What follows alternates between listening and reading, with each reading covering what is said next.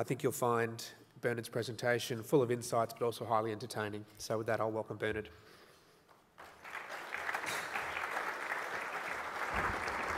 Thanks very much, Jeff, for that introduction, and thank you also to IOOF for the invitation to speak. Bernard Salter, a partner with KPMG based in Melbourne. My presentation today, Motivational Forces Shaping the Australian Community. I really look at demographic change, cultural change, generational change in Australia.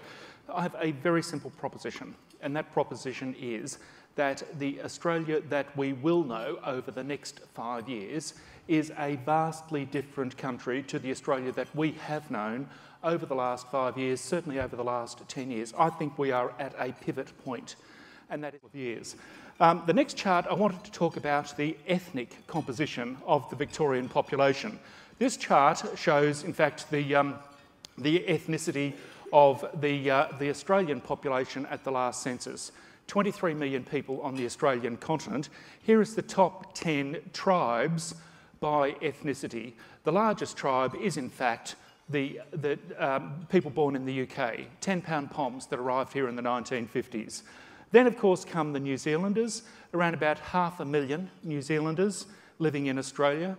There's only 700,000 on the South Island of New Zealand, and this number is growing more rapidly. Then, of course, you have the Chinese, the Indians. We sort of knew that. And then the Italians, the Greeks are sitting down here. When I look at these figures, I never look at the actual numbers. I look at the stories behind the numbers. When I see this chart, I see an Anglo-Mediterranean fusion culture. When the Greeks and the Italians arrived here in the 1950s, we regarded their food as wog food.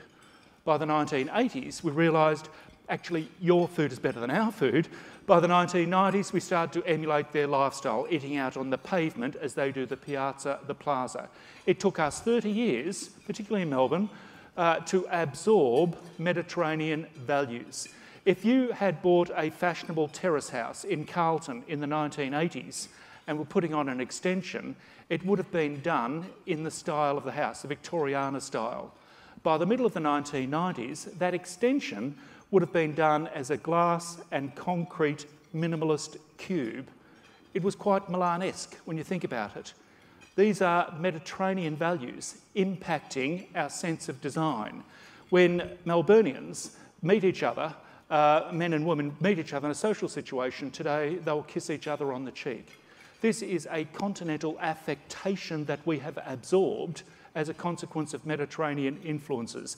Out with tea, in with coffee, in with arugula and olive oil and pasta. We are a fusion culture.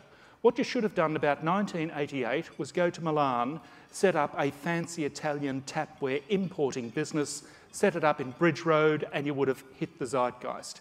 If that is the case, if we are genuinely, particularly in Melbourne, an Anglo-Mediterranean fusion culture.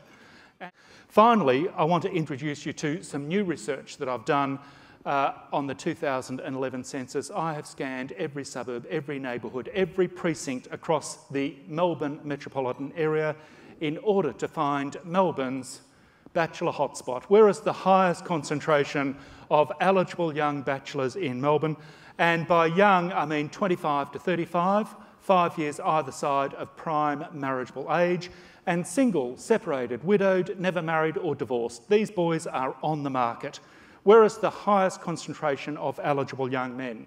But you don't just want a high concentration of eligible young men, you also want an absence of eligible young women. You want these boys to be keen. Where is the highest ratio of young single men relative to young single women?